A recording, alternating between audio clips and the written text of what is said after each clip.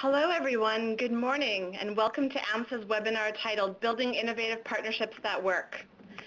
My name is Sabrina Ziegler, and I am AMSSA Sectoral Communications Coordinator and will be guiding us through today's webinar.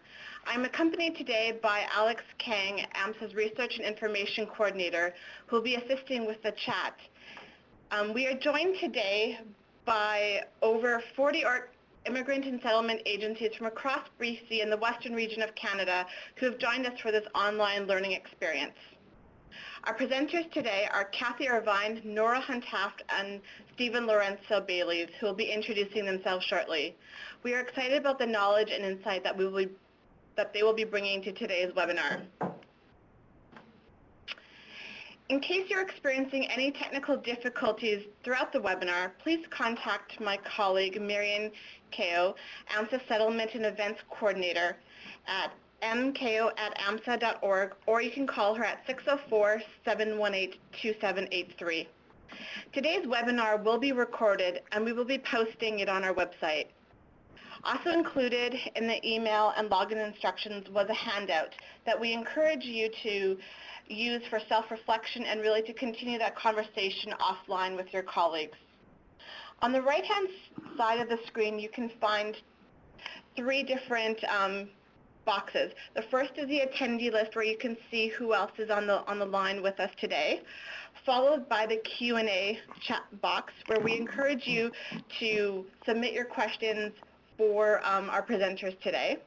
The third box in the lower right-hand corner is our chat box, and Alex is right now typing something in our chat, but we encourage you to introduce yourself, where you are, and just connect and chat with all of your colleagues throughout the webinar. We will be having 2 Q&A sessions at designated times, so please feel free to post your questions throughout, and we will answer them at the times.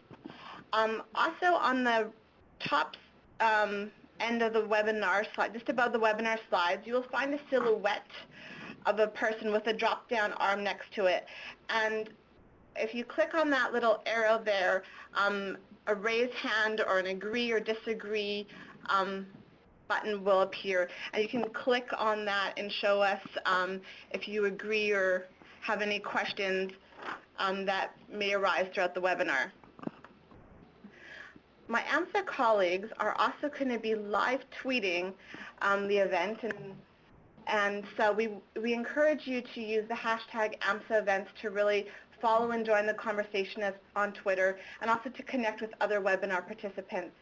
It is also possible to submit your questions via Twitter, and my colleague Bahar Taheri, AMSSA Sectoral Support Coordinator, will ensure that we will be receiving those questions. AMSSA, before we continue with the webinar, I just want to briefly introduce who AMSSA is. And AMSSA is a provincial association of organizations focused on immigrant settlement and integration, diversity and inclusion, and multicultural health. AMSSA has been contracted by Citizenship and Immigration Canada to provide support to BC's immigrant serving sector. AMSSA gratefully acknowledges the financial support provided by the Government of Canada to deliver today's webinar. And now I'd like to hand it over to you, Kathy, to really start us on the content session of our webinar. Great. Thanks very much, Sabrina. Great setup, and I'm just really excited to see all of the people already typing in on the chat box. It always gives us a sense that, or it helps to give us a sense like there's really somebody out there. I just have the distinct pleasure to host this and guide some of our conversations as we go through today. And just as people are typing in the chat box, as Sabrina said, we've got people from all over Western Canada. And just take a minute. And Alex, I'm actually wondering, could you just shift the chat box to underneath the slides just for this minute so we can actually see as many people as we can, and open it up a bit. There we go. You can see that we've got lots of people coming from a variety of different spaces. Oh, there we've got somebody from Saskatchewan. Oh, super. Prince Rupert. So it's kind of nice to see all of the people that are signing in. and also very much appreciating the little bit of chit-chat that was happening as people were getting signed on. And Alexis in Richmond, I totally appreciated your comment that your supervisor thought you were listening to Bugs Bunny cartoons, because I was immediately struck by, that was exactly the kind of music when there was a big chase going on. So thanks so much. Fort Nelson, yeah, we've got lots of people signing in, so thanks so much. And I just want to echo Sabrina's comment too. As things come to you and ideas or questions kind of strike you, do go ahead and type them into the Q&A box. That would be very, very helpful for us. And Stephen from Victoria gave a really good hint yesterday when we were doing the rehearsal for this, particularly for those of you that are sitting in a conference room with your peers and maybe a question comes up in the group. Don't be so quick to answer it within your group, and actually pose it to the AMSSA team and our presenters here today. So maybe get another perspective, and as always, if you're thinking of the question, chances are somebody is as well. We're going to try and create as much as possible a conversational tone to this. And so we'd like you to be as much part of it as we could. So thanks very much, Alex. Maybe pull those out of the way now. So lovely for all of you to be able to see where all of the people are coming in. Please do continue to type in where you are, and everyone will be able to scroll down in that chat box so you can get a sense of who's online with us. So our agenda is pretty simple and pretty straightforward by design, because there's a lot of content that we've got to be able to share with you. I have the delightful opportunity to talk a little bit about the theory behind this whole idea of partnership. And going to start off the conversation a little bit with the getting started, and then we're going to have an opportunity to hear from the sector, and Nora and Stephen, who will introduce themselves in just a minute, will be able to share their perspectives. Then we'll talk about the theory behind maintaining the relationships, and then hear from Nora and Stephen again, and then wrapping up with tools and resources. As you know, our conference is about 90 minutes, and we split it more or less into thirds. So at the end of each content area, as Sabrina had mentioned, there's going to be an opportunity for questions and as much dialogue as we possibly can. So Nora, why don't you go ahead and just tell them a little bit about yourself, and we wanted to include pictures so that you have a sense of who is actually talking. Nora? Good morning, and welcome everyone. As you heard, I'm Nora, and I work for the South Okanagan Immigrant and Community Services. We are a one-stop shop for newcomer Canadians in our region. We provide everything from English classes to settlement services, from employment services to daycare, so really a rounded group of services here. I've been with the organization for a couple of years now. Last year I coordinated the program Welcoming Communities. Many of you have probably heard of that. And this year I'm coordinating the new initiative from Citizen Immigration Canada known as the Local Immigration Partnership, or the LIP Council. I think because of my approach, or our approach in the startup of this new council is, and in creating this partnership, is why I've been asked to join today and just to share some of our experiences over the last year. Great. Thanks, Nora. And Stephen. Certainly.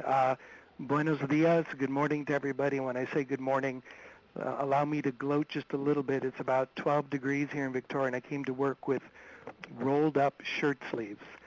So I just wanted to kind of emphasize how, even though we're in this corner of Canada, in Victoria and Vancouver Island, it's nice to be able to enjoy Februarys that feel more like March or April. In terms of ICA, our Intercultural Association of Greater Victoria is an immigrant service agency. We have about 43 years now that we've been in existence, and we offer a range of programs for immigrants and refugees, from English language acquisition classes to settlement services, as well as mentorship programs.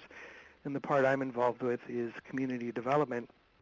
We've been involved with creating welcoming communities specifically for approximately 10 years that I've been here in the role as Community Development Coordinator.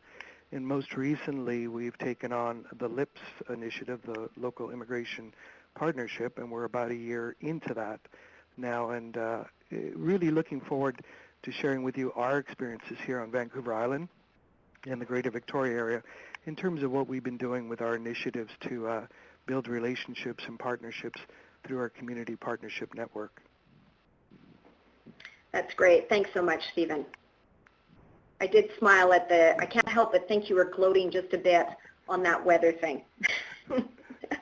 So let's get started into talk a little bit about the theory. Now, by no stretch of the imagination is this an exhaustive amount of information that we're going to be sharing you.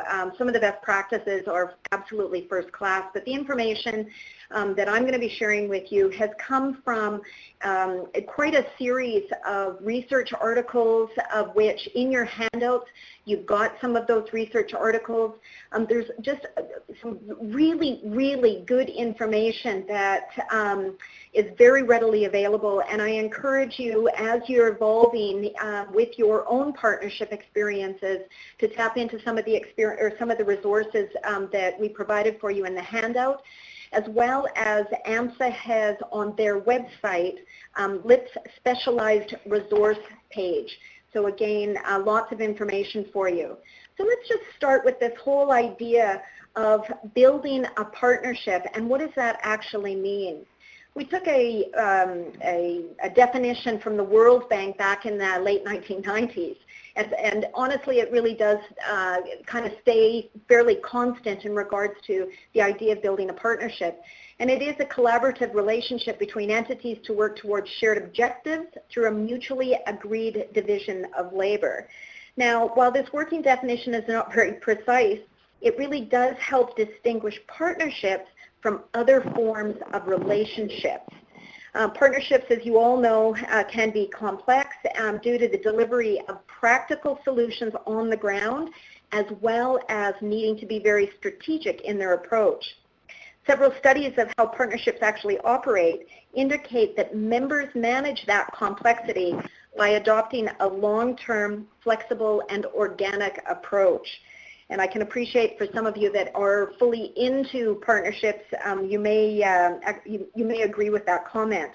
And the idea of being organic is because during the course of the partnerships, of course, organizations often evolve as they learn more about effective management and build capacity and gain valuable experiences. So by no means is anything cut in stone. And in that sense, partnerships act as a learning mechanism that teach all of us to be better at what we do and help to enable to reach our goals. So why partner? I think the ultimate thing that we want to really keep in mind of why partner is ultimately you want to achieve more together than you can on your own. I mean, it's not any more complex than that. You certainly want to be able to build capacity to be able to reach out and possibly serve the people that you want or that you are serving better, more efficiently, more effectively. You want to be able to engage new audiences so that they have a better understanding of what the needs are, as well as how are those needs being met. And of course, continuing to build networks. So when you think about the partnerships that you're embarking on or have embarked on, you know, is there within that success factor that kind of locked in that you really will achieve more together? So what types of partnerships? Now, a number of partnerships, and I want you to, as I go through them, and I'm going to go through them quite quickly, I want you to kind of reflect on which ones have you had some experience in, which ones are maybe you starting out in, and we've got a poll that we want you to participate in as soon as I go through these quickly. Our cross-sector partnerships, I think the best example of cross-sector partnership, of course, is our LIPS model. So the cross-sector partnerships are between organizations from different fields. That's not-for-profit, that's business, that's government, it's academic, all of those different areas. These partnerships can be a bit challenging to maintain over time because of often different or divergent needs and cultures. However, a very, very strong body of wisdom, talent, and experience can be brought into those cross-sector partnerships. We have our relationships with donors and recipients. Now, one of the key things here is that in regards to donor and recipient partnerships, by no means the partnership is not a gift. These types of partnerships aim at taking advantage of what the recipient as well as the donor can bring to the relationship. This can include local expertise, on-site workers, and possibly a better understanding of priorities, needs, and constraints. So very much not an environment in which it's about just getting more money or controlling how that money is spent. We have collaboration partnerships.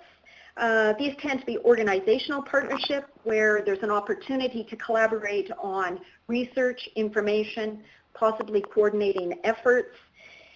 We have strategic alliances that some of you may be included in. These tend to be where decision-making power is shared or transferred. An excellent example of strategic alliances is shared programming. And a lot of organizations have that opportunity to be able to share and learn and grow from one another. Sometimes management of a program of mutual interest to participate in organizational missions, administrative consolidations, possibly agreement-driven, most definitely. Then we've got partnerships where focused on integration.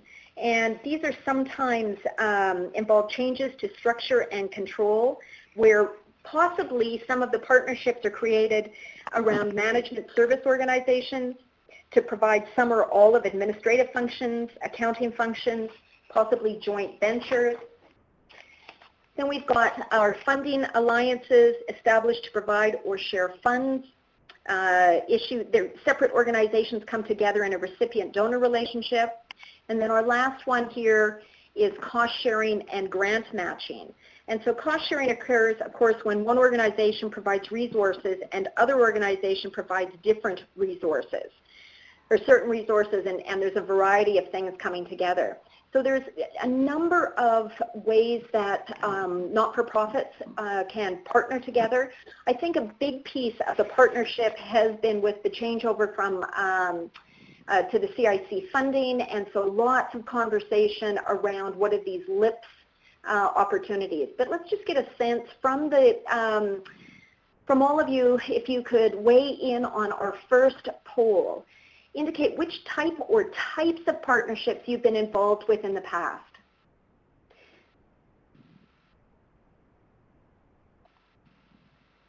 And for those of you that have multiple people in the room, continue to vote as many times as you can or as in many ways as you can.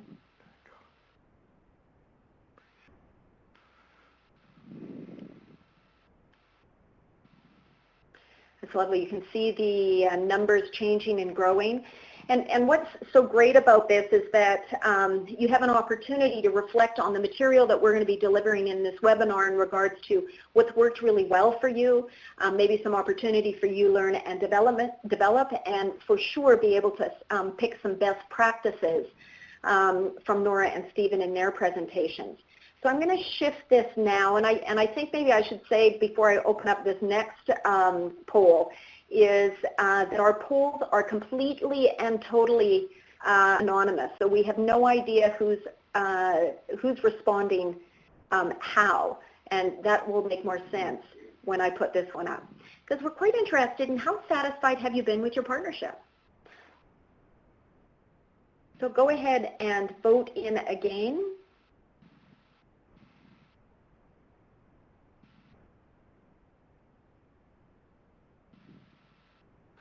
Yeah, great response.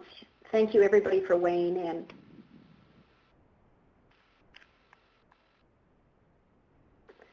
And so a wonderful opportunity for those of you that have indicated satisfied or very satisfied with your relationships is being able to, sometimes it's you know, an opportunity for you to pat yourself on the back and go, yeah, we're in a really good place. Also to very much appreciating I think it's Beulah that has typed in, it depends on the type of the partnership. Absolutely it does. And so as we're moving into the content here, be able to think about which are the types of partnerships that work very well and what constituted that or what created that environment. And also, too, for the couple of you that went unsatisfied, thanks for your honesty and candor. And maybe there's some things that you'll be able to pick up through our conversations today. So thanks so much for getting us started and very interactive. So appreciating that. So once we take a look at feeling confident that there is a need to have a partnership, and then to be able to think about, okay, so, what kind of partnerships might you be engaging in, then you want to evaluate a potential partnership. And a couple of ideas here to be able to get grounded and really start to think about, in a deeper way, what type of partnership might it be, but also starting to evaluate who might you invite into the partnership. First of all, you want to really take a look at what are the desired achievements. Be able to identify principal desired partnership achievements that are going to serve all parties and ultimately serve the audience. Identify the factors that are associated with successful partnership development. What do those success factors look like in regards to communication, in regards to clear mission, in regards to roles and responsibilities, accountabilities, all of those types of things. What might be possible barriers to the partnership? Being able to have a very open and candid conversation, both with yourself as an agency before you embark on an invitation, but also once you do move into those conversations. What might get in the way? And begin to put in some plans in place to address them should that come up. Also, to very much appreciate and acknowledge and recognize the extent of dependency upon individuals to achieve the goals. Partnerships are only as successful as the members that are there. And we're going to talk a little bit about, who do you invite into the partnership. And because it is so dependent on individuals, you want to be very clear up front as to what the expectations are and always be focusing on what's the value add that this particular partnership can provide, can lay out for everyone involved. So possible partners, and I'm continuing to learn just some great usual suspects as that indicates, but also maybe sometimes the unusual suspects. I had the pleasure of emceeing the AMSSA Swiss event on Friday, and got talking about some of the more unlikely possible partners. And so we've got there the not so usual suspects. And probably the one that I appreciate the most, and I'm not sure if we've got somebody from Fort St. John on the call, but it was the grocery store managers that it struck me as a fascinating person to have on a LIPS council when we've got new immigrants coming into communities where they can't find their food. And so just some very interesting ways to think about who might you be inviting into the partnership process. So what I'd like to do now is a question for the chat box. Who else would you recommend be considered for partnerships from your lens? So take a couple of minutes and you're going to be able to see multiple attendees are typing in response to that, so that's lovely.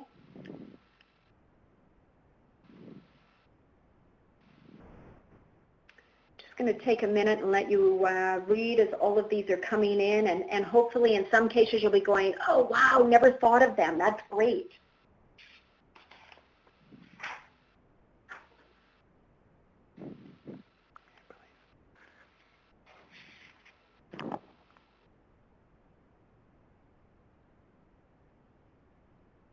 I really appreciate, Debbie, your comment on media of all kinds.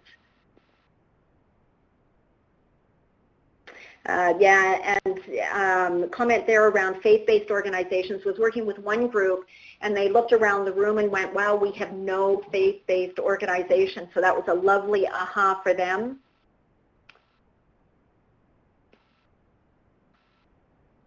paying attention to what your city has. I see a city social planner there. Doing your research around who might the stakeholders be, finding out what different parts of government are doing around the key focus of your area, local employees.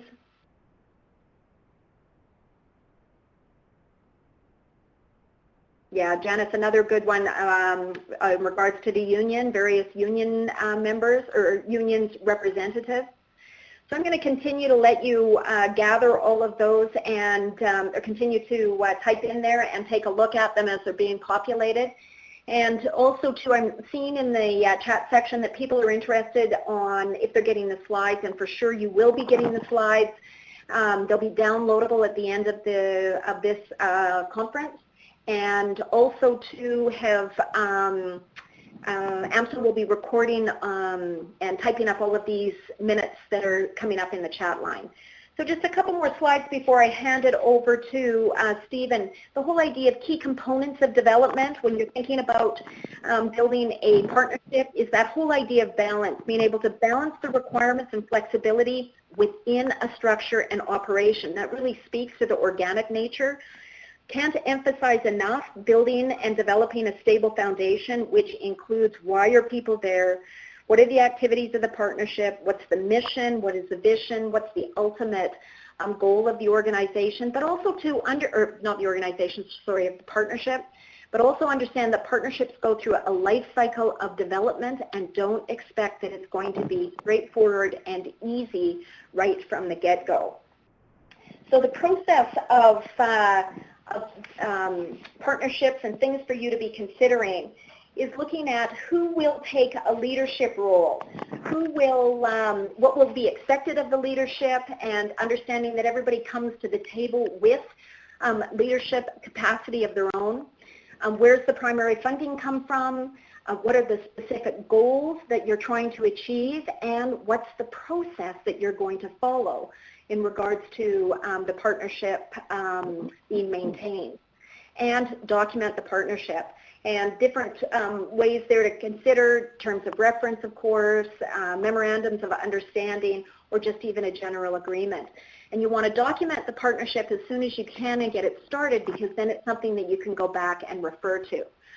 And so keeping in mind, as I mentioned earlier, the complexity of partnerships, sometimes it's a big, big challenge, or it can appear to be a big challenge when you're engaging in these partnerships. And I'm going to turn it over to Stephen to be able to talk about the success that ICA had in making that leap from one fishbowl to the next.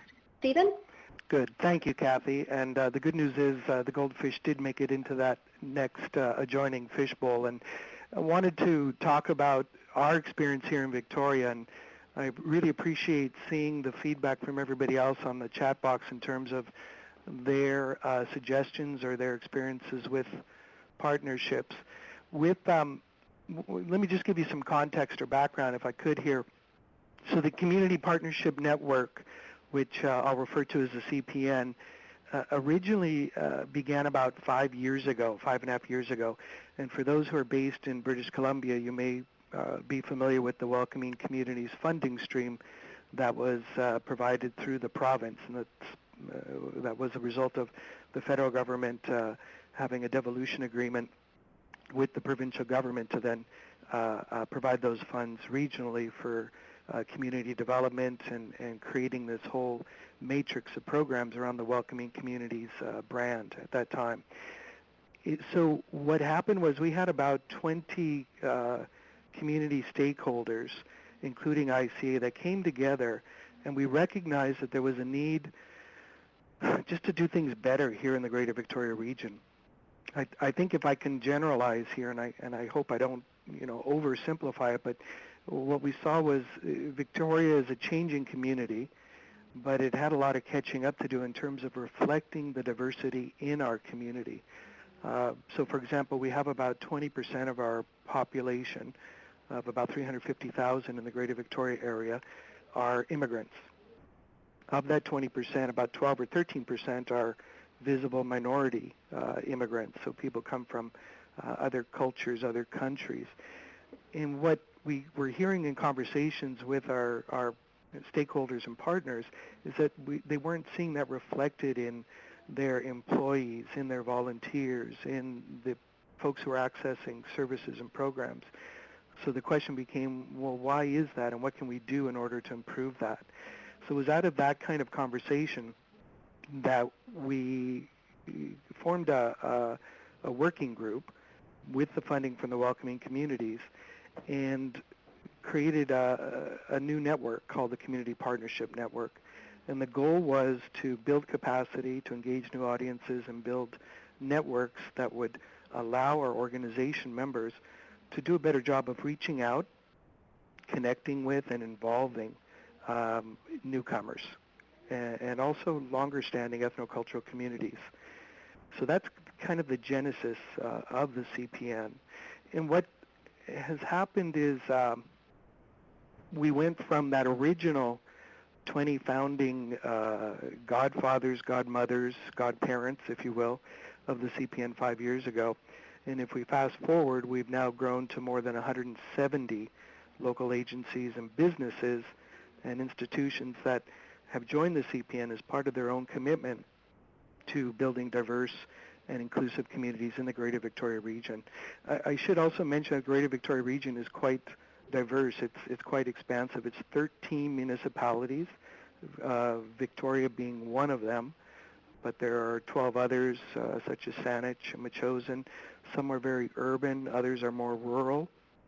So there's a real cross-section of diversity within this region, and trying to meet the needs of all those different municipalities and all the partners is a challenge in and of itself. But nevertheless, we've been able to grow the CPN to the 170 plus. We've also been able to get representation across sectors, as you'll see there in the second bullet. It's quite diverse, and this is why looking at the chat responses from other folks when they indicated the different potential partners or those they have partnered with, that was always our goal, was to make it as cross-sectoral as possible. And I'll explain a little bit more about that later in terms of who are the diverse members that are part of the CPN.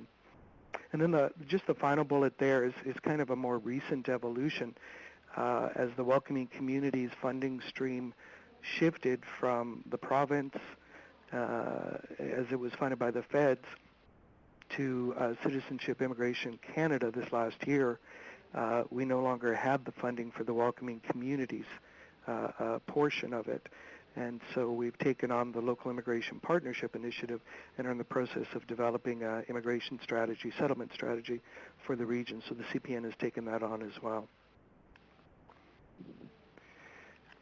So in terms of what are the mandates and the benefits of the CPN, we heard quite clearly from our founding members, they wanted to be able to have access to more resources and tools, not just tools and resources available on a provincial level or national level, but local tools and resources. What were some of the experiences here in our backyard that could be shared or could be duplicated, and how can we do that to fit on a local level? So we set about developing a website that had local links, that had local research, local demographics, things of that nature, and I'll share that with you later on in the presentation when we get to tips and resources. Our members also wanted to develop and exchange information and knowledge, and one of the ways that we set about doing that is creating a series of diversity seminars where we bring in diversity specialists, academics, people from government to talk about key learning topics such as demographics for the region. What are the changing demographics? We had a diversity specialist from UBC, the University of British Columbia, Alden Hobicon, who's a director of their intercultural programs and department. And he came over and talked about the 12 stages that organizations need to go through in order to become more welcoming and inclusive. And then what we do after we have a workshop or a seminar is we use the Global Cafe model or activity of dividing our members into roundtables of 6 to 10 members at each table. And we work through different questions and topics. And out of that process come a lot of new partnerships and networks and collaboration. As the library, for example, which is a member, sits next to the president from the Black History Awareness Society. They're talking about how to make our community more inclusive. Fast forward a year later, the library in all 6 of its branches, locations, are hosting different events this month for the Black History Awareness Month. Those are things that you can't foresee or plan, but what we found is that if we can create a big tent and invite everybody into it, that tent being the CPN, and give them opportunities to talk, to dialogue, to share, then good things can happen as a result of that. It may not be large formal partnerships. It could just be ad hoc or very informal, if you will, types of initiatives and projects. But there are some more examples about those types of engagements, partnerships that do occur that I can share with you later. And then the final piece there is to develop and support initiatives, some very formal, that promote diversity and create a more welcoming, inclusive community. One we just signed off on with the University of Victoria with their community-based research office. They're going to be undertaking in-depth study of what are the gaps in terms of services for immigrants with our partners, what are some of the community assets that we have for immigrants. So we signed off on an MOU with them over the next year and a bit, and they'll be helping out with our LIP project as well. So I know this is a bit redundant, but in terms of the goals of the CPN, it really has this overarching vision of trying to make our region more welcoming and inclusive. And you'll see there in the photo, one of the areas that our members expressed a lot of interest in is getting to meet and build relationships with our local First Nations communities. We have 10 First Nations communities in the Greater Victoria region, and it was really surprising to learn that a lot of our CPN members could not identify them, could not tell you who they would contact in order to reach out to them, or sometimes didn't feel it would be appropriate, or that they didn't want to offend or be seen as being insensitive, which can serve as a barrier. So what we did with their encouragement, based on surveys that we had done, was we organized a seminar hosted at the local Songhees First Nations Wellness Center. The interest was just incredible. We had about 120 CPN members attend, along with 5 of the different First Nations communities. And just the information that was shared, the relationships that were built, and out of that came a number of new partnerships and collaborations. And again, it was just being able to get folks under the same tent, getting them to have a dialogue and discussion and to share and to do some listening. And out of that came a number of projects and new partnerships. So in addition to that kind of overarching goal of making the region more welcoming and inclusive, it's raising awareness and developing our capacity as a region to attract and welcome and integrate newcomers. You know, when I talk about having a big tent, that means a tent with no sides on it, where people can freely walk in, and you know, if needed, they can leave as well. But we want to encourage them to walk in a way that's barrier-free.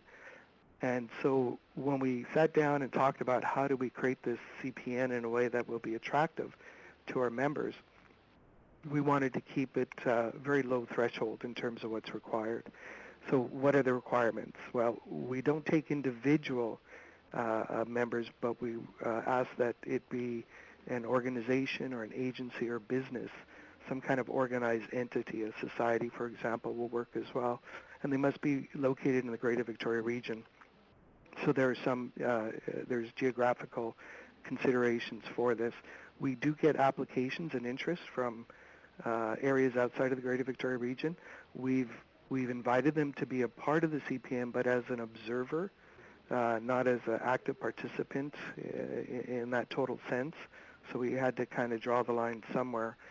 We also ask that they undertake a commitment or express a commitment to promoting diversity and multiculturalism, both in their organization and in the region.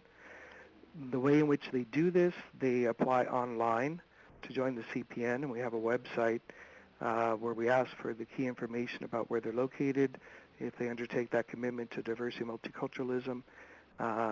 And we also do not charge for the membership. The model that we try and use is kind of like a chamber of commerce, if you will, except the focus is on diversity and learning about how to become inclusive as opposed to commerce. And if those familiar with the Chamber of Commerce kind of model, businesses will join, and then they're invited to attend different events, which they may or may not choose to go to, and sometimes they'll pay a fee for service. We don't charge any fee for service, but we do send out invitations and invite our members to attend as many events as possible. But there's no obligation. So again, it's trying to keep it low threshold in terms of being engaged and being involved with the CPN. What we find, though, is that once folks come out, they see the value of being a part of the CPN. And it ends up being kind of a hook, if you will, that if we can not charge, makes it easier for them to say yes. And then once they come out and they see the value of attending one of our seminars, one of our workshops, or one of our conferences, then they understand why being a part of the CPN is worthwhile. The final piece is that when they do sign up to be a part of the CPN, that gives us a mechanism to communicate with them as they provide us with their email, their web address, their telephone number, and we let them know they're going to receive invitations and our newsletter and email updates about different events that are happening. So we keep them engaged, and we keep them involved in terms of providing information. And then, if possible, we get a chance on many occasions to have face-to-face events with them through those different activities that we organize throughout the year.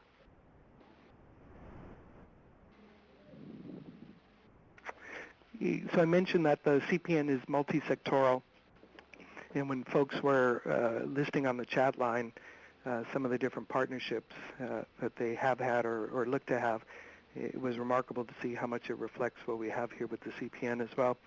So Van City Savings is a real strong member of our partnership. Saanich Police joined at the very beginning about 5 years ago. Victoria School Districts, we have 3 different school districts that have been a part of the partnership. Media with Here Magazine, we also have Check TV, a local TV station, and CFUV, our local university radio station, our members. The Greater Victoria Chamber of Commerce, the Greater Victoria Public Library, and the Victoria Real Estate Board. And each of these, I mean, I can go on very extensively about some of the different activities and partnerships that have come about as a result of the involvement of these CPN members. But what we've learned is that the more varied we can make the membership, the more opportunities present themselves.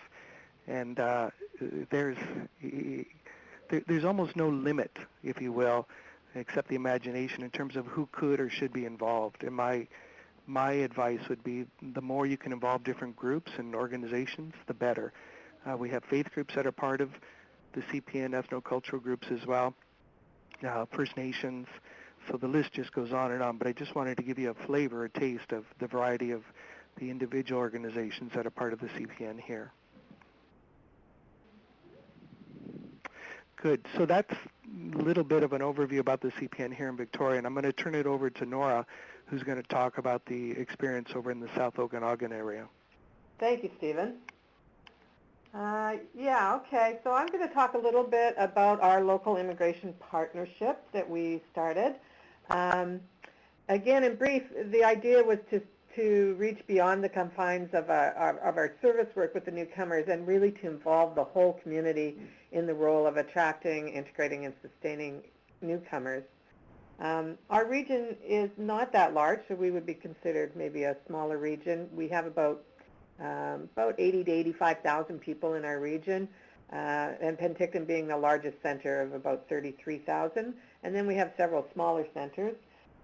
We have involved them all, though, so it does make for a large council. We have 50 members, 6 community mayors, the regional district, and the Penticton Indian Band.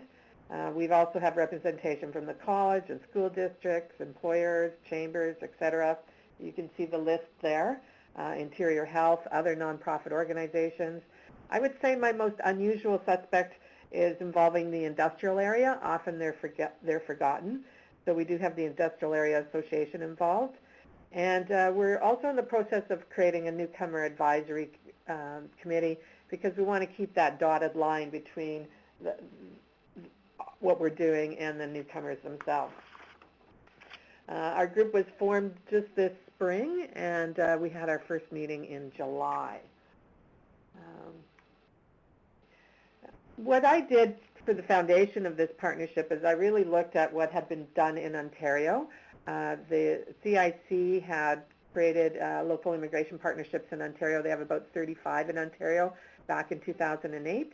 And they also produced an outcomes report from 2008 to 2003. So there was a lot of great resource material for me to look at to see what was working and what wasn't working. Then I went forward to do the one-on-one invitations. I mean, people really need to have that one-on-one introduction to the idea and to be invited to participate. I also, at that point in time, created just a draft terms of reference so that when we went into the first meeting, we had something that we could work with. And to create interest, too, to get the partnership started, I invited a guest speaker actually from the York region in Ontario to speak at our first meeting. So really to create some interest there. And being that it was such a large group and there were so many sectors involved, my intent was really to establish that bigger picture right off the bat in the first meeting.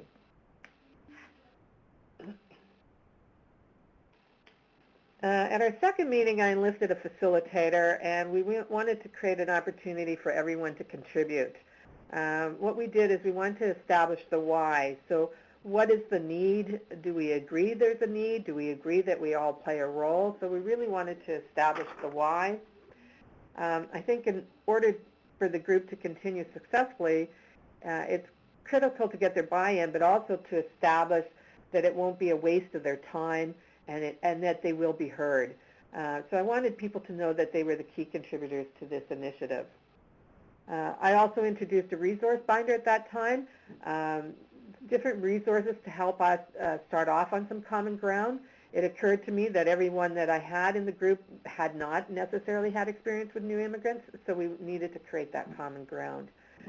And we provided some statistical research and developed a regional snapshot relative to immigration in our area.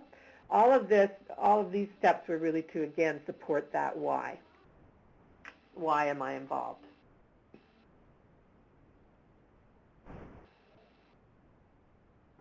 One sec, there we go. The next thing that we wanted to do is establish a common goal. So what is it, the change that we hope for, and what are the conditions of change? So what are the strategies or tactics? Where do we want to move the needle is really what we were after. And with that conversation and that work that we did, we established our first draft of our regional plan. I think it's important to note that meeting and networking with a common goal like this provides value to the participants just in itself. Everybody gets a clearer understanding of the resources in their community and who's doing what.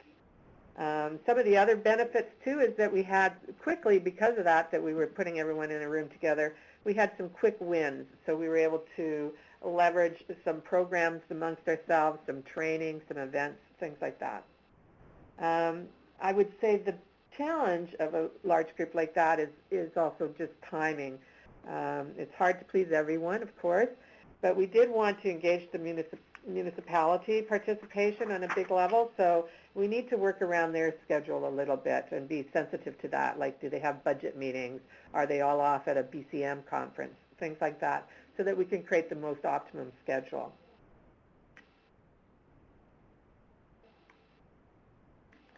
So now I will pass it back to Kathy to coordinate some questions. So thanks very much, Nora and Stephen. Lots of great information from both of the organization and from their leadership. I'm going to offer up an opportunity to submit any questions that you may have for presenters in the Q&A pod. Please do go ahead and type those in. Give you a couple of minutes. Well, actually, not a couple of minutes, a couple of seconds. Okay, so we've got one here. This one's directed for Stephen. How do you measure success with the CPN? We, I'm going to acknowledge that we didn't set up any firm metrics at the beginning. What we've done is we've set up surveys that we do at a number of points throughout the year after each event that we organize. For example, I mentioned the diversity seminars. We do 2 of those a year, every 6 months in the spring and fall. We do a conference, or we did a conference a year and a half ago, and we'll do another one, we're hoping, in the next 6 months.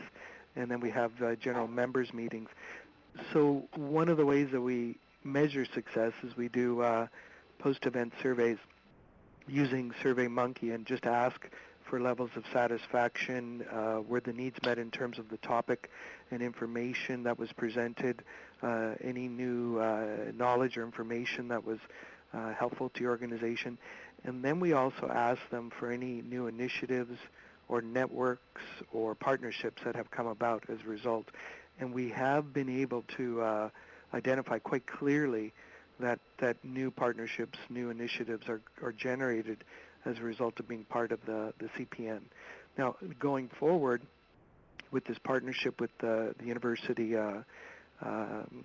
community-based office, knowledge-based office that I talked about, ISAQ is their acronym, they're going to be doing a much more detailed metric system in terms of measuring outcomes and getting into different layers, if you will, about the impact of the work that we're doing. That's great. Thanks very much, Stephen. Appreciate that. Nora, do you have anything to comment in regards to how you're measuring success, and appreciating that you guys are just getting up and off the ground? Yeah, we are just getting off the ground, but I think our next goal is to actually create shared measurements so that we have an understanding how we are going to measure. So we're going to go through that process so it's clear as to what it is we're measuring and how we're going to measure that. So that is part of our process right now. That's great. Thanks, Nora.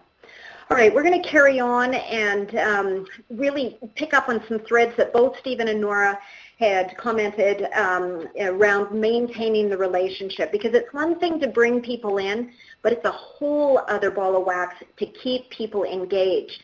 And certainly the CPN has some great examples of that. Very much want to demonstrate commitment to the process, and if you're leading this, or you're the group that's actually inviting people in, you want to pay attention to these 3 areas. This whole idea of demonstrating commitment to the process through or on leadership really speaks to what kind of leadership is being demonstrated through communication, what leadership is being demonstrated through meeting rigor. And Nora had some great comments around, really treating people with the respect and dignity by way of how you're planning your agendas. So that time is most definitely the most precious commodity we have. So the whole idea of leadership to communication, to time, to meeting, to following through on what it is that's being said is really one of the key elements for sure. On participation, being clear on what the roles and responsibilities are as members, and helping people be able to step in and find their place in what does that participation mean. And for sure about accountability. The word accountability and volunteer organizations is sometimes a big challenge. But in fact, I think that maybe what we need to be aware of is, do we always have the right people in the room when we're inviting people into this type of a partnership? Stephen had commented that the CPN accepts organizations into the network rather than individuals. And I think that for those of you that are listening, you may, that might be the process in which you approach your networks or your partnerships as well. Because very often we have the right organization in our partnership, but we don't necessarily have the right person from that organization. And so about ensuring that, and of course always with dignity and respect, how do we make sure that the right people are in the room? And that really is a good measure about committing to the process when we can hold people accountable in that manner. Not always easy, absolutely not always easy, but again, that speaks to the comments on leadership. Just a couple of bullet point or a couple of post-it notes on things to keep people interested. Learning and development. Both Nora and Stephen had commented in their getting started sections and certainly in getting up and running is the importance of learning and development. And Stephen, I think you commented that you had a guest speaker come in and talking about diversity. Nora, you actually brought somebody in with a lot of experience from York to come in. I had the real pleasure of working with the Abbotsford Lips. And I know, Danica, you're on the phone listening in. And one of the things that people, the partnerships or the partners in the Abbotsford Lips were commenting how much they've learned about immigration in the Abbotsford area. And very much, Nora, speaking to your point too. So please don't think people are all coming into your partnership with the same amount of knowledge. The idea of communication. What are the various ways that you're engaging with the people in your partnership? Communicate, communicate, communicate. And in any organization, that's probably one of the most challenging pieces and ultimately the most important. Shared responsibilities. What's the level of clarity around who is doing what? And on that note, the performance management and the evaluation process. Both Nora and Stephen talked a lot about the importance of goals, about members being able to talk about what those goals are to people beyond the network, beyond the partnership. And so making sure that you have an opportunity to be able to evaluate your success. People want to be part of something that's being measured and that is actually delivering on what they said it was going to do. And as always, making space for everyone's voice. So I'm quite interested in people listening in. We've got our last poll, I think. Which are the areas that if you think about any of your partnerships, and I totally appreciate that some of you will be saying, well, Kathy, it kind of depends, but please indicate all of the areas that you think you're successfully addressing in any of your current partnerships.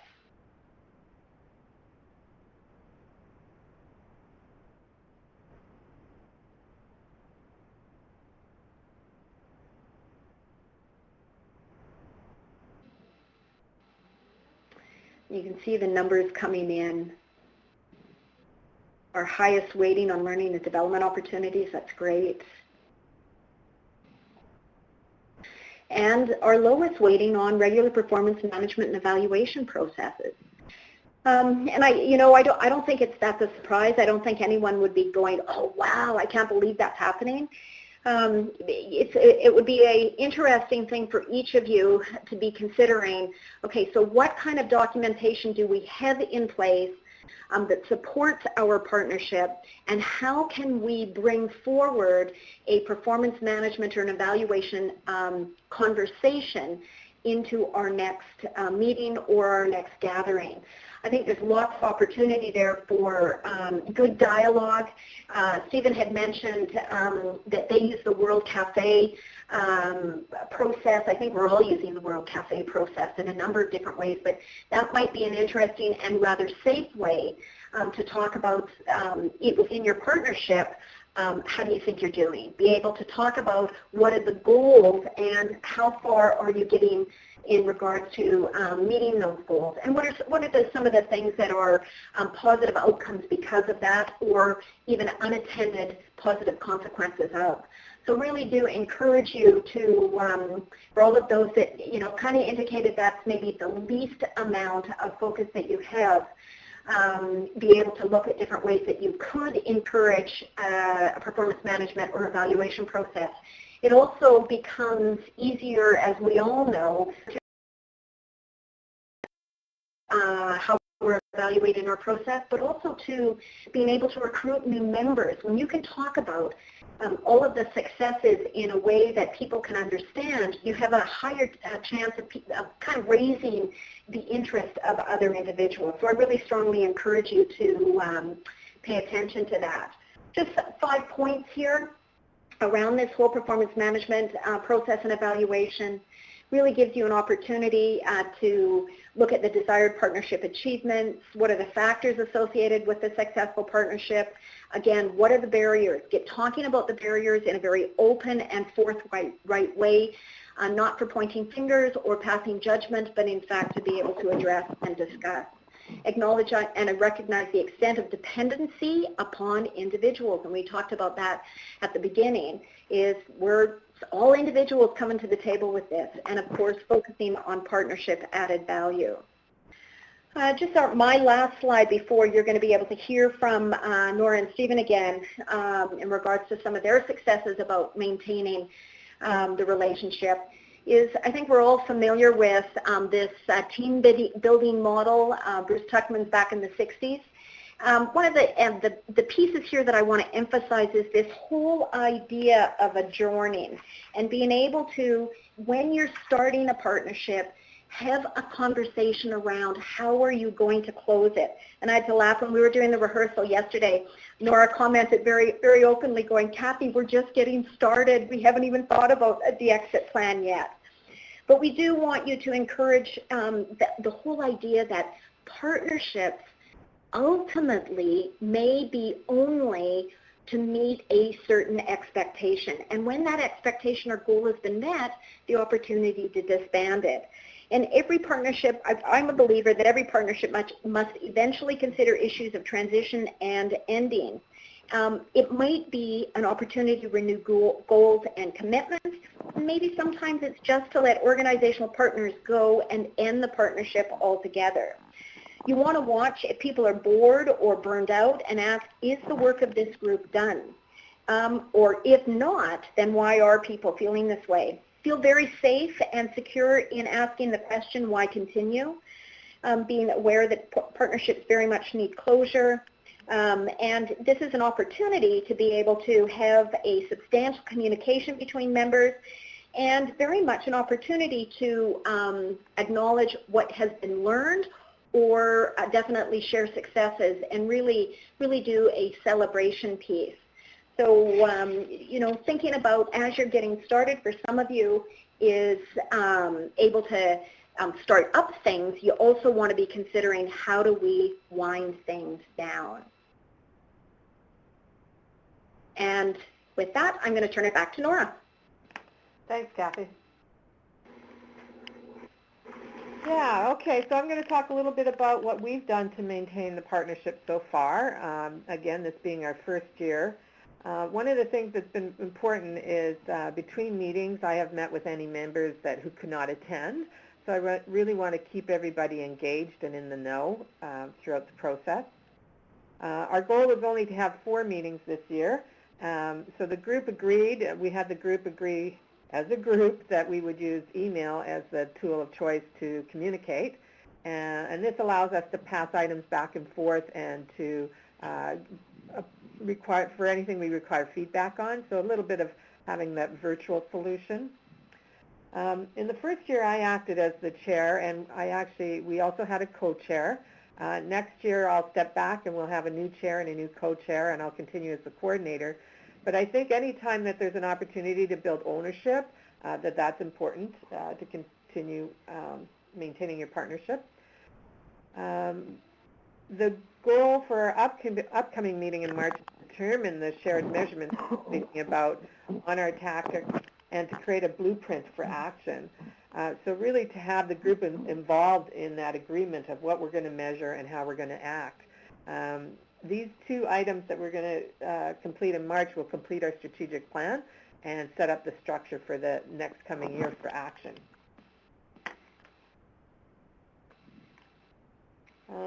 We want to, we've also built in that we will revisit our terms of reference every 2 years, so we can add to that. I think if you keep people interested by keeping them talking and sharing, but also with a structure that can be reported back on, so people can see that their comments are being documented and heard. And also I think it's important to celebrate any wins and progress, and Kathy asked me the other day how we do that. We're very popular with cake, so we've got to have a cake for everything. I think it's also important to mix it up. So in our situation, what I do is I actually use place cards, and when people arrive at the meeting, I put them into different groups and move them around, because even though we are a small community, everybody does not know everyone, and I shouldn't assume that. And I think it's very important, too, for maintaining your partnerships, just to make sure that there's some fun. We always close every meeting with a networking lunch, so people can, again, just enjoy a little bit more of their day. And with that, I'll pass it on now to Stephen. Great. Thank you, Kathy. So for us, in terms of what we do with the CPN, it really comes down to communication, engagement, and being able to provide our members with something they feel is worthwhile. I mean, if they're going to join this thing and commit their time and energy, we want to make sure that they get something out of it that's satisfying, that's helping them meet their goals in terms of how they can do a better job of reaching out to and engaging with our diverse communities.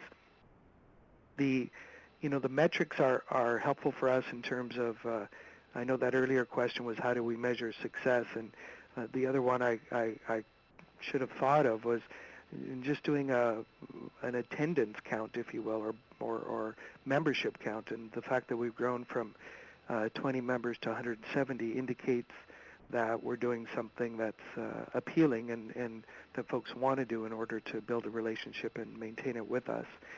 And with that comes the seminars and workshops.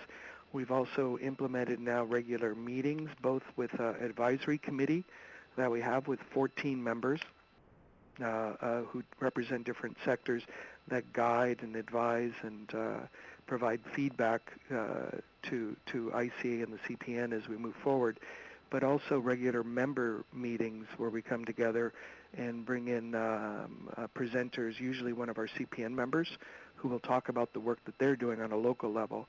So, for example, we had a members meeting last week that was hosted by the Greater Victoria Library, and they spoke about the range of programs and services that they have available for other CPN members to take advantage of and to work with them in a collaborative way, as well as the outreach activities that they do. And this tends to spark a lot of interest and a lot of aha moments as other members in the room appreciate and understand the depth of the library's work and engagement in this kind of area. So those are ways that we maintain relationships. In addition, excuse me, we also look to build formal collaborations or partnerships, and I mentioned the one that we've started engaging with the University of Victoria Office for Community-Based Research. Some of our partnerships are very informal and almost ad hoc, and others are much more formal that have seen the creation of memorandums of understanding. So I think part of the perspective or observation I would share with everybody is being nimble and flexible in terms of how we create partnerships is probably a good thing, because there may not always be a one-size-fits-all depending on the organizations that you're working with, and we've tried to be open and flexible that way. In terms of communication tools, using our website, we developed now a quarterly newsletter that goes out. I'll talk a little bit more about that in the next section. Sending out emails, circulating information, news, events by other CPN members as they reach out, so we try and be a conduit for communication and inviting others to be part of events that are being hosted by some of the member organizations. The Diversity Summit is a kind of a biannual or every 2-year event that we've committed to, where we bring together all of our members, as many as we can. We had 140 at the last one held in November 2013, and that's a way to maintain relationships. There really is, in our view, nothing quite as powerful as face-to-face engagement. The other tools and resources I've been referring to are helpful, but when people are able to press the flesh and sit down and talk and share and learn directly, that ends up being probably the most one of the more powerful ways in which to ensure a relationship is maintained. And then resources, getting funding. We've been able to also secure some ancillary funding from the United Way that's helped us continue with some of the activities that I mentioned, the seminars and the workshops. And then we've got the LIP funding from CIC to develop the immigration settlement strategy. And those are, of course, indispensable in terms of having the resources needed to work with others and be able to pay and provide for compensation for some of these activities and the time of key individuals and organizations that are part of the CPN. So if I could just kind of focus and share with you one example of where maintaining a relationship has just paid off in lots of different dividends and rippled out. Saanich Police is one of the 6 regional police services in the Greater Victoria region. They're the second largest, second to Victoria. But 5 years ago, they had a staff sergeant by the name of Doug Newman who recognized the importance of police building relationships with ethnocultural communities. But at that time, there was very little being done in an active way that promoted engagement with diverse communities on the part of police services.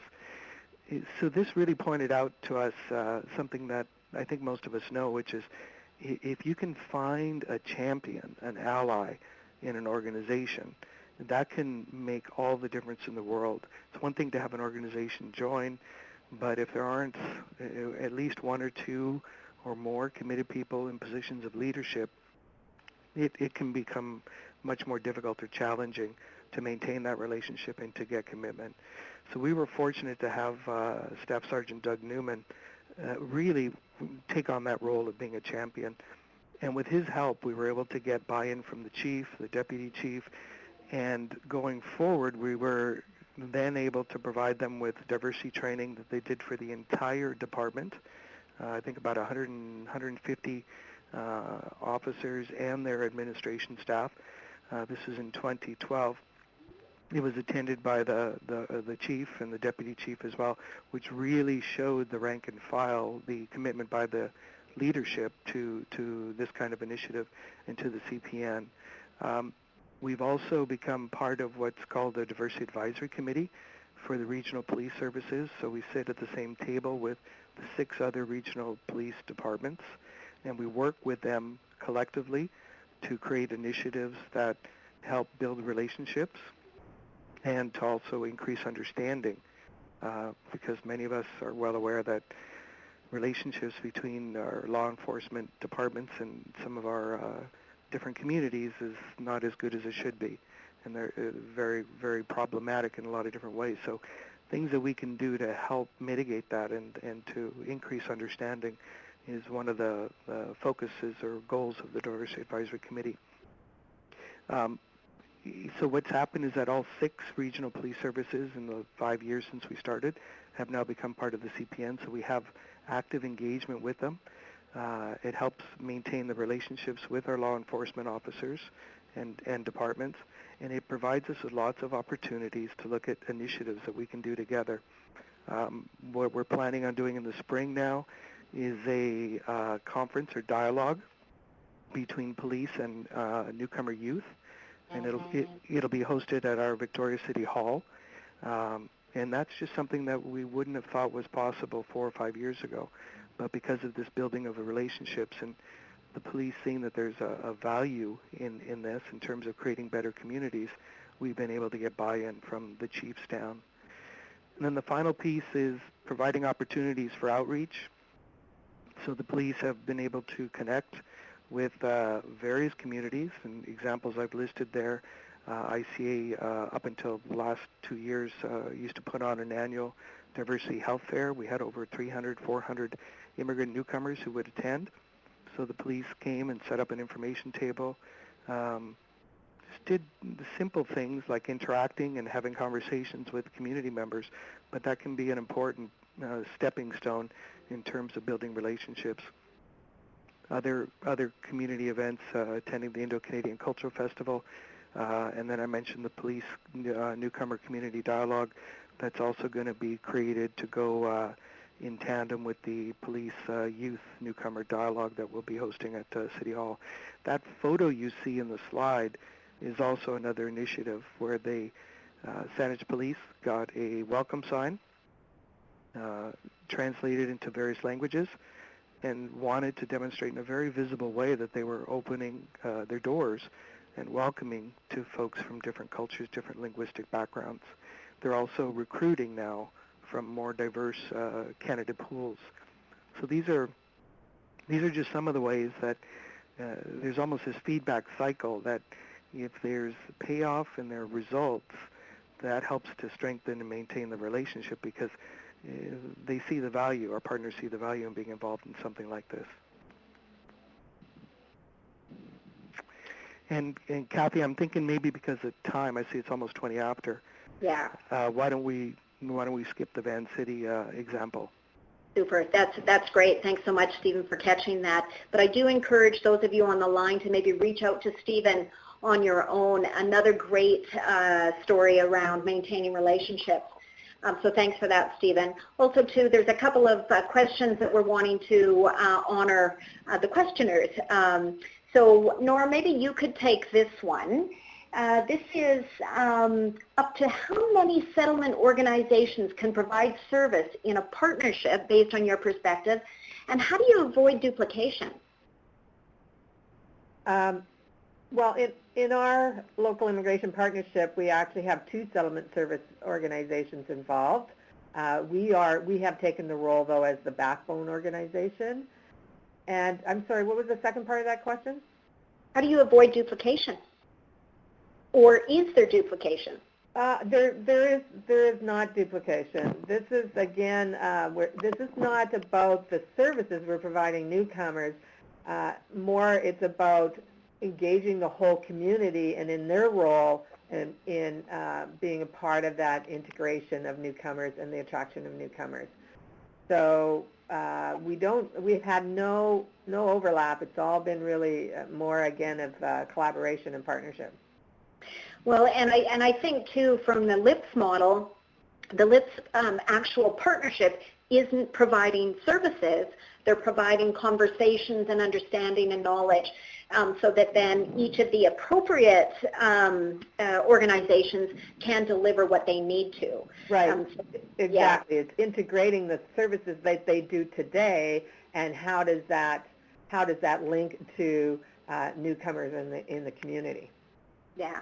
Super. So it's not about the services we directly provide, but it's more about, and that can range from, a good example would be our volunteer center was just putting together a passport for youth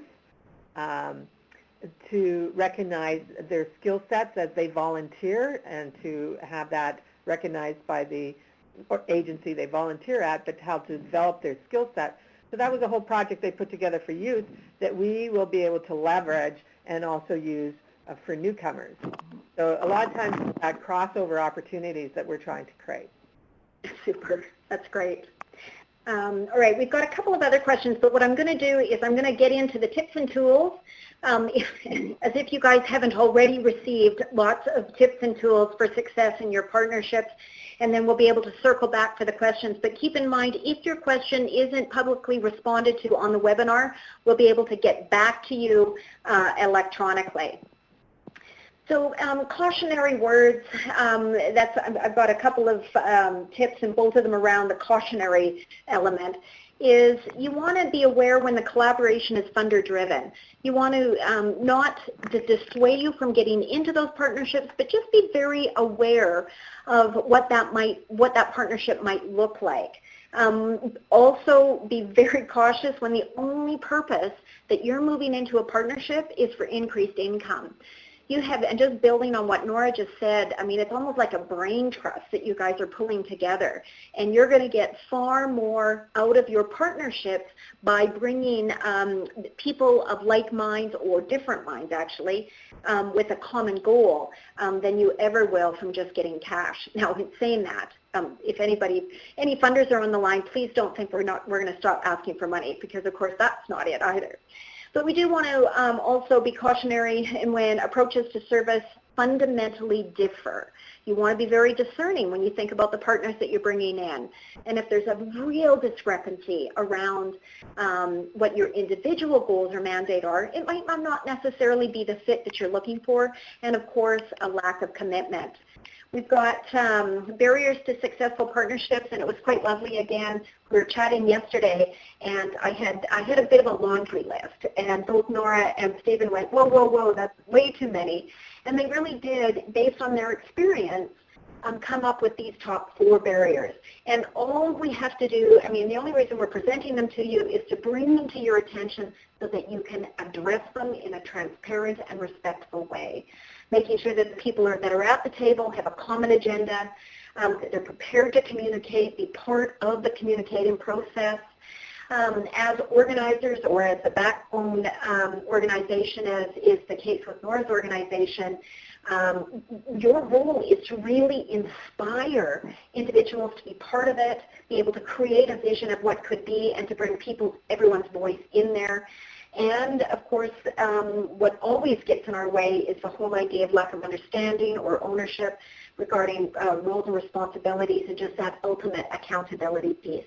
So how do we, when you're creating your partnerships, how do you make sure that all of these, or at least 4 items, are addressed right at the get-go? And I know that some of the stories that you've heard from Nora and Stephen have already addressed those. So, Stephen, why don't you comment here in regards to your gaps and challenges? Sure, and you've already hit upon them in that earlier slide. But so we've got 170 members, but I want to be really transparent and upfront about this. We've got over-representation from some sectors. We're really top-heavy in terms of nonprofits, community service agencies. Those tend to be the organizations as well that don't have a lot of funds at their disposal. So having the no membership fee and the low threshold and barrier kind of approach to help them to join and benefit from the CPN has been really, really important for them. But businesses are underrepresented. We're fortunate to have Van City. We had Safeway involved as well until they were recently bought out by a national chain. Then we'll approach them about rejoining as Sobeys now. But one of our goals going forward is to get better representation from businesses, and using our relationship with the Greater Victoria Chamber of Commerce, which is a member, to help communicate and leverage some of those new memberships. Lack of resources, I know that's everybody's probably top challenge. We've been fortunate because after the Welcoming Communities funding stream concluded last year, we were really lucky to have the United Way of Greater Victoria indicate that they had a real interest in seeing us continue with some of the activities we had been doing the previous 4 years. So we've got funding from them through until next year, and then we're anticipating putting in another funding proposal and hopefully continuing that relationship. In terms of our reliance on in-kind contributions, that's really, really helpful, but we all know that it's not as flexible or as impactful as good old cold hard cash.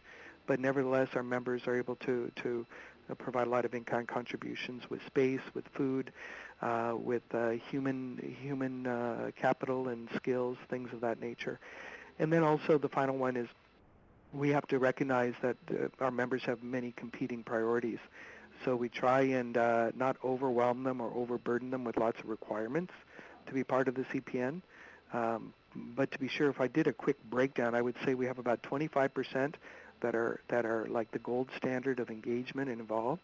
About at the middle 50% come out maybe a third to half of our events. And then the bottom 25% are communicating with us, receiving information, but not necessarily directly engaged on a regular basis. So there's a spectrum or continuum of engagement, and we suspect some of that is because of competing priorities for a lot of these organizations. So in terms of actual tools, we've developed... Stephen, yes? Stephen, sorry, I'm gonna just interrupt, and I'm really sorry to do this. You will be able, all of you listening in, will be able to get a copy of this, the slide deck. And I'm just looking at the time, and I'm wondering, Stephen, if you'd be okay if we could pass on to Nora so that she'd have an opportunity to talk about the collective impact work that they've been doing, while totally appreciating all the great work that the CPN's done on the newsletter, et cetera. Absolutely. Would you be okay? Yep, super. That's fine. Thanks so much. Thanks, Kathy. Again, it falls under, you suggested we talk about what tools we were using, and I would say in our first year the biggest thing is that we have been doing a lot of research and learning about collective impact and actually using that as our approach for building our strategic plan. So really collective impact goes beyond the idea of collaboration. It builds on existing efforts and honors those existing efforts of other established organizations. It's really a process to solve a complex problem that won't be solved by one organization on its own. There are 5 conditions of collective impact that are important to note. One, again, is having that common agenda. We've already talked about measurements, and it's important that everyone agrees to those shared measurements. You're going to have mutually reinforced activities. So all the activities are not coming from one organization, but from several different sectors or different organizations. The continuous communication and the backbone organization. In our case, SOICS is acting as the backbone organization, and Stephen, CPN, is acting as their backbone organization for the LIP Council. Just quick, there's different phases of it. When there's the phase to initiate, to organize, and to sustain. Again, you'll be able to look through these slides, but we are in the stages of forming the council, creating the strategy, et cetera. So we're in the first 2 phases and moving quickly onto the third phase next year. So it's that using this system has allowed us to move very quickly forward. And just a couple of things to note, the differences between that isolated impact versus collective impact. With isolated organizations are working on their own and really think that their large-scale change will be based on scaling their organization to be larger, whereas collective impact is where everyone's working towards the same goal. They have organized activity. It's a cross-sector, as we've talked about. And what's interesting, too, you've mentioned funders, but funders have the opportunity to see this as a bigger puzzle and multiple factors towards that funding. I just want to mention that a lot of this information you can find out from there's articles under the Stanford Social Innovation Review. There's several articles there to check out. And also, InnovWeave is providing training on collective impact. So if you think it's something that you could use for your organization, I suggest you check those 2 things out. And there we go, 11:29. Kathy, back to you. Very well done. And I just, we are getting some questions in, and part of me says, hey, can we have another 30 minutes? But I won't do that because I do appreciate that everyone's already been here for an hour and a half. We've got some great questions that have come in through Twitter, which makes me smile because I have no idea how that works. Great questions in regards to, how do you manage this with only 1 employee? How do you, create goals, and how often do you review? So again, I just want to emphasize Thank you so much for all of your questions, and we will get them captured and sent out to you just to honor our closing and being able to get people off and on time. So at this point, I really do, just a reminder of the resources that are available to you. Really want to thank all of you who have joined today. It's been a great discussion, lots of things coming in for those of you that have been watching the chat box too. Remember, it's going to be available for you and your colleagues to view online. So watch Settlement Net weekly alerts for more information. And again, as we're wrapping up, would like to again to acknowledge the great work of Nora Hunt-Haft and Stephen Baileys for providing the settlement sector perspective. Clearly lots going on, lots of passion with their partnerships, and also that funding for this event was provided by Citizenship and Immigration Canada. Thanks so much for continuing to support the great work of immigration, or the immigrant serving sector. And of course, finally, thanks to the AMSSA team for all of their work to make this event happen today. Thank you, thank you, thank you. Please remember to complete the evaluation of today's webinar. AMSSA can only make changes based on what you tell them. Your feedback is important and will help us to improve future events. You'll be receiving your evaluation form shortly via email. So thanks again, everyone. 1 minute past. So appreciate everybody signing in and engaging. Thank you all.